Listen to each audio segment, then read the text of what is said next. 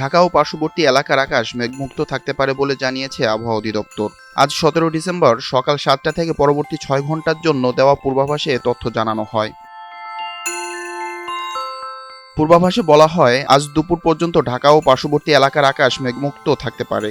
সেই সঙ্গে আবহাওয়া প্রধানত শুষ্ক থাকতে পারে। পূর্বাভাসে আরও বলা হয়, এর পাশাপাশি উত্তর বা উত্তর পশ্চিম দিক থেকে ঘন্টায় 6 থেকে 12 কিলোমিটার বেগে বাতাস প্রবাহিত হতে পারে।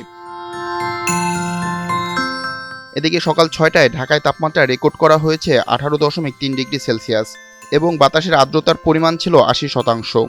গতকাল সর্বোচ্চ তাপমাত্রা ছিল 27.7 ডিগ্রি সেলসিয়াস।